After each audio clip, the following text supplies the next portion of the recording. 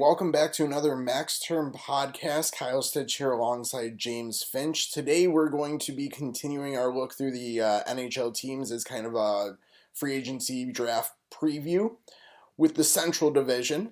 If you missed our first episode of this kind of little series, you can find that it was on the Pacific Division.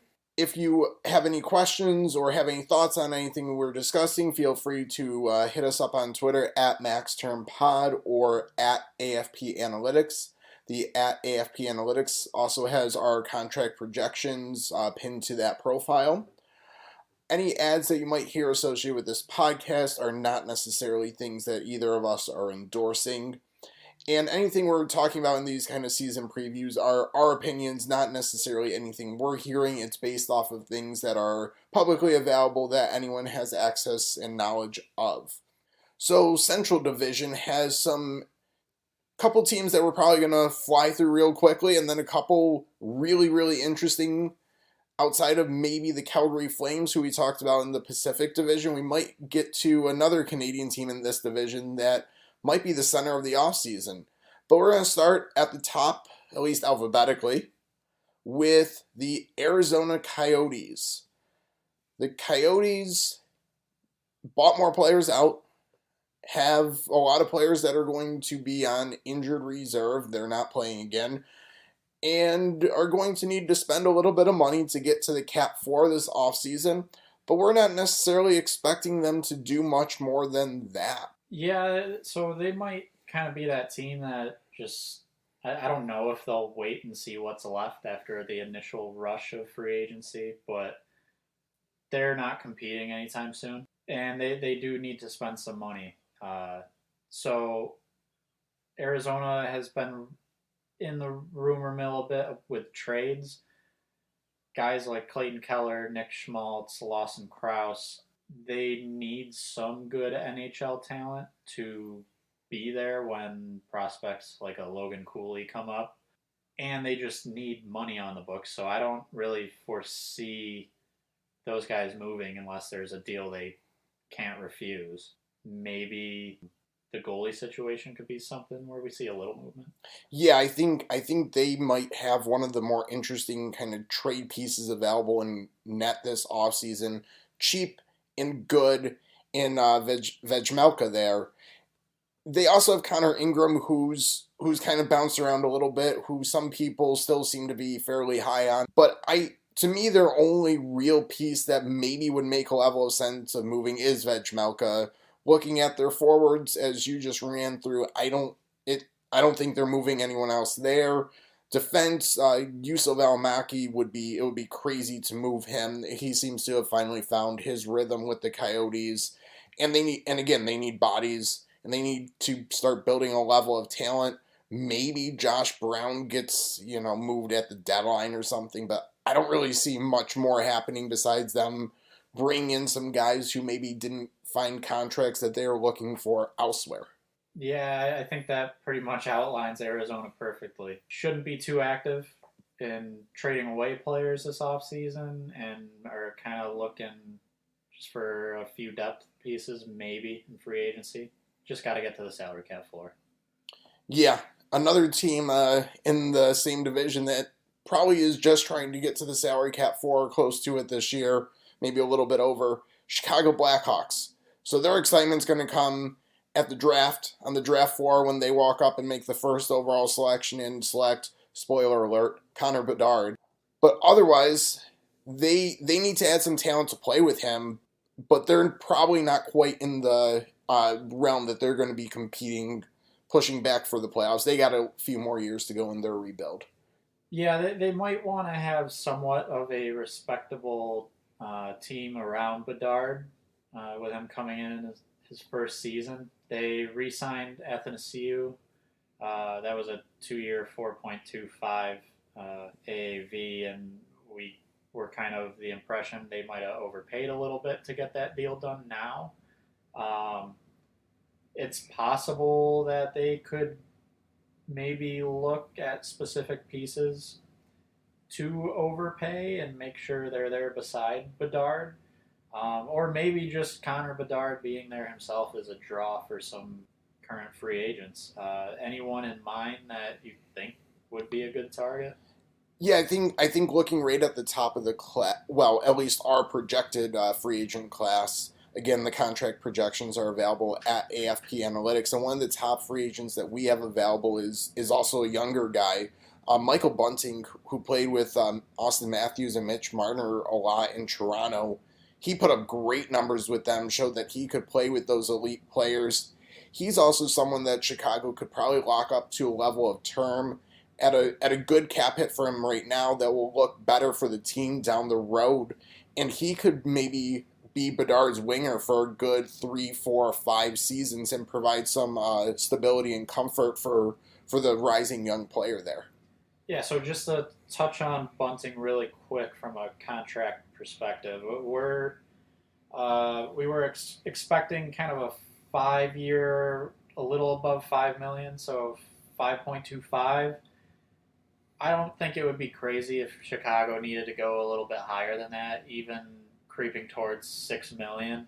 Um, I think he would be a pretty good fit there to have alongside Bedard. Yeah, him, Bedard, and maybe Anthony Ciu as their kind of, I don't know if I would say first line, but kind of their at least promising speed, come at you line that's definitely going to provide the offensive punch. That could be at least something to get Bedard going and add some level of excitement when they're on the ice. I'm looking at their defense. Seth Jones, he's there. I don't know how they're getting out from under that contract. Kita Zaitsev is he's just going to be there this year. He's taking up cap space. He's a serviceable NHL defenseman. I think the one player that maybe still a little bit interesting on their blue line, Connor Murphy. Yeah, Connor Murphy is pretty much a solid top four defenseman. He hasn't had a lot of luck in his career playing with Arizona and then uh, this Chicago team that is not very good. At 4.4 million, he is a great value to have on. I would say a second pair, but he could play with a number one defenseman as a little bit more of a defensive presence. So he could be moved out in the right deal, I think. But you don't want to necessarily deplete your team too much when you have someone like Bedard coming in. Yeah, Chicago's got to start to build just a little bit. We saw a team like Buffalo when they got Jack Eichel have absolutely tear it down to the studs, tried to build it up a little too quickly, but they really started with too little when they brought Eichel in to surround him with team, and now of course he just won his Stanley Cup with Vegas, and Buffalo has still been trying to kind of retool themselves. So yeah, exactly. We can't. If you're Chicago, you can't tear it completely down to the studs. This offseason, you have to start bringing in a level of talent and probably keeping some of your good players that you already have. That's where a player like bringing in a Bunting makes sense, and it also might make sense to keep a Connor Murphy. In goal, they probably need to add someone to add a little bit of stability. Again, you don't want to continue to be finishing at the bottom of the league. I don't think them adding a little bit more in goal is going to necessarily take them out of the running for another high pick next year anyways. I think it's pretty much expected Mrazek's going to be there as one of their goalies. Yeah, like you said, they could add someone. I don't think they necessarily have to get a big name. They could just get a serviceable backup type in there. And again, it's not necessarily about pushing for that top free agent goalie, because even if you get that as Chicago, it's not going to be enough to be a contender. But it's just getting someone serviceable. Maybe they take another bad contract off Toronto's hands and Matt Murray and gain another asset to do that for Toronto. So Chicago at the bottom, we go all the way from them to Colorado at the top of the division. Colorado's just a year removed from winning the Stanley Cup. Their captain, Gabriel Landeskog, he's going to be out next season, unfortunately, because of that knee injury, and unfortunately, who knows long term what he's going to bring back to the organization as well. Hopefully his career isn't over, but next year for sure they're going to have another 7 million in cap space to work with. Their defense is pretty solid, pretty stable, I would think. So it looks like if they're adding places, it's at forward this offseason. Yeah, I think they're probably set with their high end guys, the McKinnon, Rantanen, Nichushkin. I think. Not sure there were some legal things going on there. But I think it's expected he's still on the team and good. Lehkonen was a great addition, I think, and is a great middle six guy. Um, but depth wise, a lot of their key depth forwards, so there was Malgin, Newhook, Cogliano, JT Compher played a big role this season. A lot of guys needing new deals. They're free agents. They might look to retain some of these guys. They might need to find some new depth players, but a lot of the work to be done is on the forward group this offseason. Yeah, one decision they might have to make: Comfer for a little bit more or Evan Rodriguez for a little bit less. Those are two guys that have been versatile depth pieces for the organization.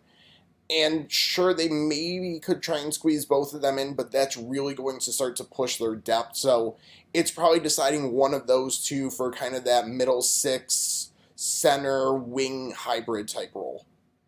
Yep, and I would even say it could be the year they start to expect a little bit more from Newhook.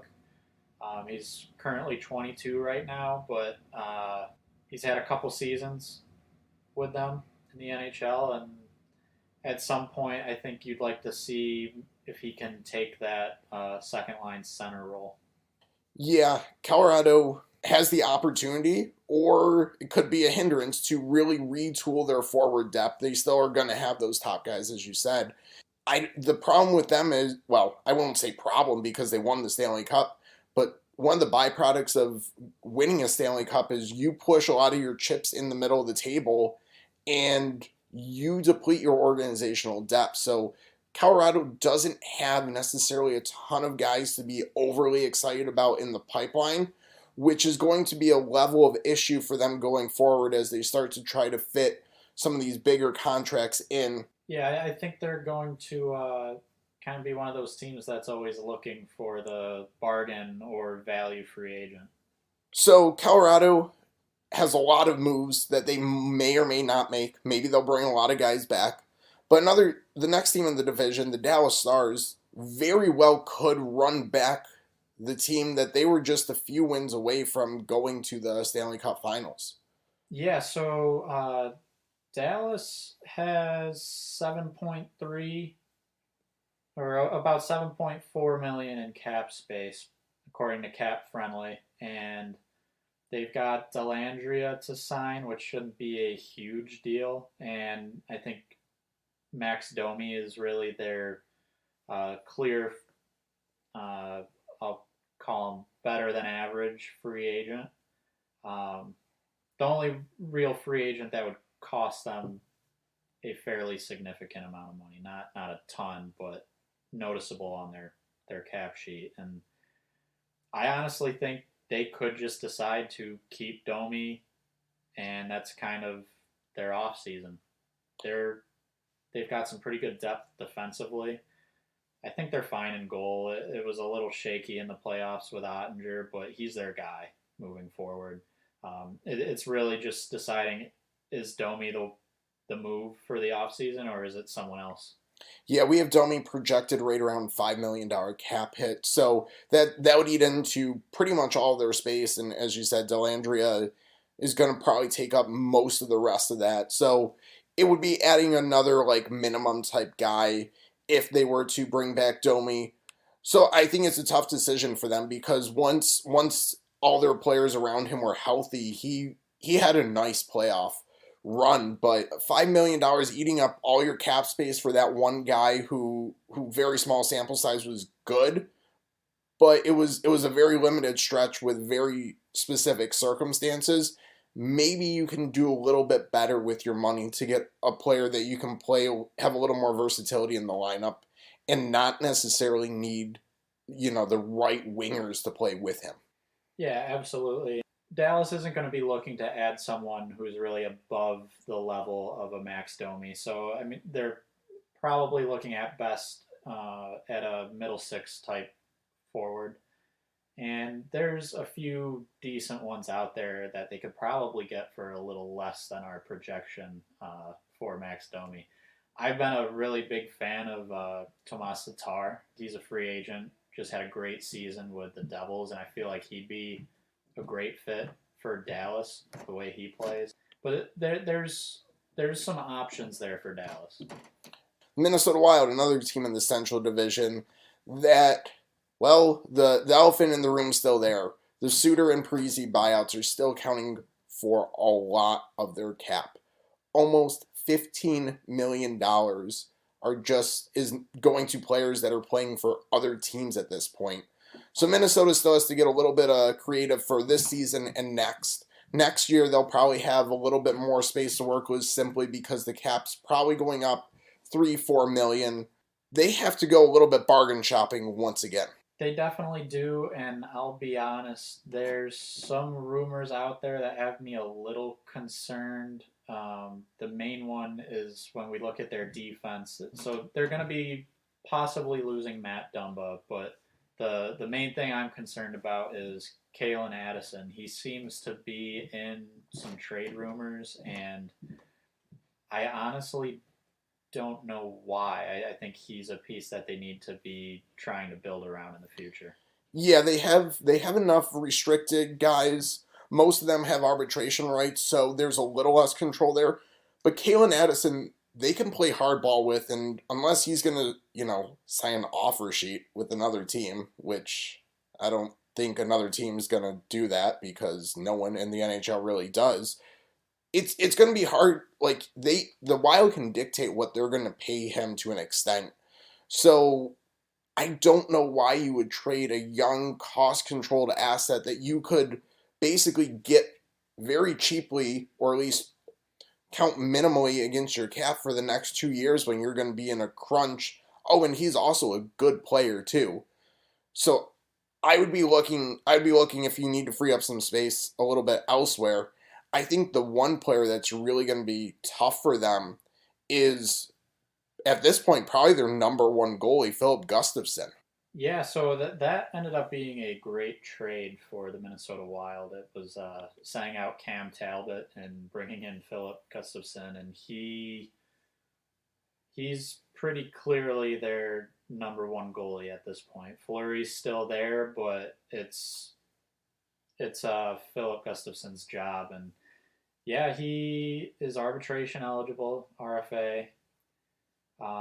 I don't know exactly what they're going to try and do here. It might depend on what kind of cap space they can figure out because I think ideally you'd want to go long term with him, but it's possible they kind of get stuck into a 1 or 2 year deal because of their cap situation.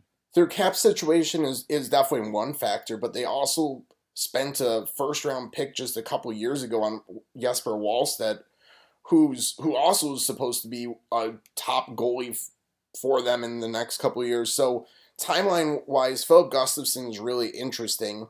I'm not sure you can necessarily trade him if you're still trying to compete and have Marc-Andre Fleury and whoever else you probably get back in that trade. But I guess I would sit here and not discount that because timeline wise, it could make some level of sense to just say, okay, we don't have the space now.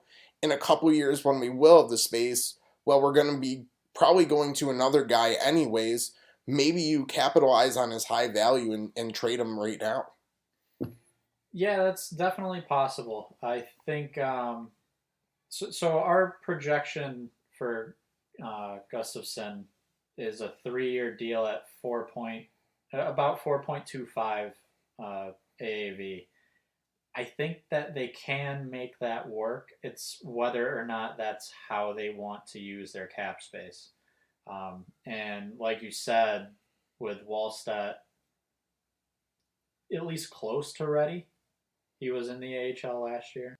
Maybe now is when they cash in on a great season from Gustafson. Sorry, and turn him into some maybe a little bit cheaper assets. Ideally, some that can help them elsewhere on the roster now. Yeah, they could definitely add a little bit, probably more scoring punch up front. They really still don't have that true first line center. I don't necessarily think that they're going to have the cap space to bring it in. Maybe Marco Rossi finally takes the step that they're expecting from him, but that would be asking a lot for him to step right into the number one center role. And usually those guys are, well, the going rate for a number one center now is $8 million pretty much. Maybe even a little bit more if they're an unrestricted guy. Maybe you can convince a Ryan O'Reilly to come in and be, he could fill that number one center role. Maybe it's not ideal, but you really don't have that top line center. Yeah, there's not going to be one in free agency. Like you said, there's O'Reilly, who I guess you could put there, but he's not truly a number one center anymore. Um, you might be able to find it on the trade market. I think there could be a team in the division that is possibly selling a couple centers. I think we'll get to that more specifically in a moment, but that's also tough, just a division rival, so that could take some names off the board, off the trade board. Yeah, and then trying to make that big splash at center is going to cost you the assets that you really need right now, those young cost-controlled players or those draft picks. Maybe you're okay parting with a draft pick or two, but you really can't be giving up guys on entry-level contracts who are going to provide good production for a low cap hit. Minnesota made the playoffs. They got some moves to do. Another team that was right there in the mix till the end was Nashville. And I don't really know what to make of them. They have a couple big money contracts. The amount they're spending on forwards right now is almost laughable compared to what a lot of other teams in the league are spending. Yeah, it's Duchenne that it drops to Colton Sissons at 2.8 and Trennan at 1.7, and then you're looking at guys on entry levels or basically minimum deals. They could use some forward depth, and there's space for it. Cap Friendly has them at 15.5 million. I think that could definitely get them, honestly, like two or three. We'll call them depth forwards. I think one or two of them could be middle six guys. Maybe add in a fourth line or third, fourth line guy there. They don't have a ton of guys to re-sign that are going to break the bank. Alexander Carrier on defense, Cal Foote on defense. A little money could go to those guys, but it's not going to be a lot. Rasmus Asplund at forward, Cody Glass at forward. Not going to be a lot for them. I think they're one of really a few teams in this current cap climate that doesn't really have to move anyone out. They have space, they have some needs, and it kind of seems like it's going to work out perfectly there. They've got enough cap space for those needs. One forward we've overlooked a little bit is someone who finished the year on the injured list, and that's Philip Forsberg, who's still probably a top line player, and he would come in at their highest, but 8.5 million there. You absolutely should be looking to add a middle six or two forwards. Maybe a Jason Zucker could make some sense. Michael Bunting, Tyler Bertuzzi, for a team that in the past has liked to kind of have those guys with a little bit more of an edge. It'll be interesting with Barry Trotz coming in as their GM, and one of the first moves he made was bringing in Andrew Burnett as their coach because he wanted to basically make the team more exciting. Kind of ironic coming from Barry Trotz, but hey, he knows where the league's going. So I wouldn't be surprised if they do spend a little bit on forward. And the only other name that we haven't necessarily talked a ton about, we touched more on him in our fourth episode when we talked about the goalie market, but that's UC Saros, whose name's been in the trade rumors a little bit. Maybe it makes sense to move him this offseason, depending on where you see your timeline. but I don't know if Askarov's quite ready. And if you want to kind of be a playoff team, you should probably be keeping a Venza caliber goalie. Yeah, and we did touch on this a little bit in a previous episode, but I do want to kind of reiterate the thinking here. So Saros has 2 years left, 5 million AAV, and um, he has been in the rumor mill a bit. My issue with moving him, if you're Nashville, there's Matt Duchene, he's 32. You move to your defense, Roman Yossi's 33, Ryan McDonough's 34. You mentioned how Askarov might not quite be ready to take over. If you move Saros, I feel like you're almost. I don't know for sure if a championship window is open right now, but if you move Saros, it's definitely closed. And by the time you get, let's say, Askarov becomes a true number one, like everyone thinks he will, that could be 2 years from now, and then you're looking at a 35-year-old Roman Yossi, a 36-year-old Ryan McDonough. Everyone's a little bit older. It's possible they're not quite as good. I feel like you kind of need to keep Saros in Nashville. Yeah, they've put themselves in just such an interesting kind of timeline spot. Saros makes a lot of sense for a short term deal for any team that's kind of looking to be a contender. Askarov, having him in your system is a great thing for looking in the future, but Saros is also young enough as well where I wouldn't necessarily be concerned with giving him another long-term contract, and maybe the player you move out of it is Askarov and just trade the prospect instead and keep your established goalie who you know what he already is. Another team that is going to have to might try and make a move. I don't know if they're necessarily going to pull much off. The St. Louis Blues, they might have done a lot of their business at the deadline. At goaltending, they're probably fine with Jordan Binnington and Joel Hofer. Apologies if I absolutely butchered his name there. Forward, they have nice young upcoming pieces that they've invested quite a bit of money and term into, so it's going to be tough for them to add a ton up front or at least justify it right now. It's been rumored that they would like to move out a defenseman, but ironically, they kind of put themselves in their own tough situation here on defense. Yeah, so defensively, maybe on paper a few years ago, this would have looked great, but you're looking at Justin Falk, who had a down season. Torrey Krug, he was all right. Colton Parayko's one that he's on a pretty long deal here at 6.5 AAV. And then you've got Nick Leddy. I think that they're going to do what they can to possibly move Parayko. I believe it's 7 more years on his current deal.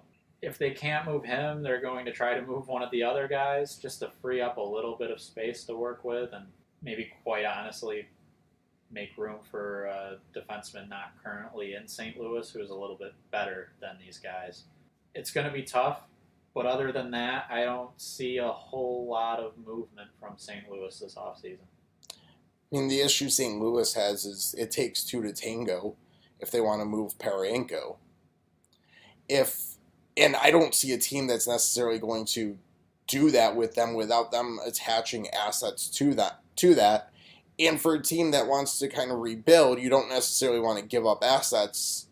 So it's going to be tough for me to see him moving unless maybe like an Arizona says, okay, yeah, we'll take him because he's still an okay, decent NHL player. Definitely overpaid for the production you're going to get. But maybe someone like Arizona who has the cap space and could use some players under contract for term might be willing to do something there. But I wouldn't be touching him if I'm a GM. Yeah, I'm definitely with you on that. I'm not really looking to trade for any of their defensemen, but it wouldn't surprise me if someone will do it. There's always a handful of questionable moves every offseason. Yeah, so maybe they're in the market for middle six forward, maybe add a depth guy. Maybe they shuffle their defense around, but I would not be surprised if as I said, they kind of already did their moves and they kind of make their draft picks this offseason and try to retool in the next couple of years with a new kind of young core. And speaking of teams that I don't know if they're going to retool or if they're going to full on rebuild, the Winnipeg Jets, if it wasn't for the Calgary Flames basically having all their star players saying, yeah, we're gone after this year, the Winnipeg Jets would be the most interesting team to watch. Blake Wheeler, Mark Scheifele, Connor Hellebuck, Pierre-Luc Dubois. All players that, okay, yeah, Wheeler's 36 years old, Scheifele's 30, but they're still going to provide a level of value to teams. Maybe not for the full-on contracts they're under, but a lot of contenders would be lining up for them at a discount for sure. So I'd say Wheeler teams are probably looking for some money retained, but he can still be a very serviceable winger. Um, Shifley, I think there's definitely teams out there who would view him as their number one center, and he would probably get a pretty good extension. Looking at Dubois, um, I don't know if he's really a true number one center, but it's sounding like he wants to get paid like one, um, and he doesn't want to get paid by Winnipeg. And then Hellebuck is, I think, really the most exciting piece to trade for. He's arguably the best goalie in hockey. You could make that argument. He's going to be in need of an extension too, with 1 year left, and it's tough because they all have pretty much voiced that they're ready to leave. And when looking at the rest of the roster, I start to question, well, are they going to retool or should they just go for a full rebuild? So names we haven't mentioned yet that aren't really being rumored, but I'm curious about. Nino Niederreiter, they just acquired him this past season, but he's got 1 year left at $4 million, and then he's a UFA. That would make sense if you're trading these other four cornerstone players that he could be gone.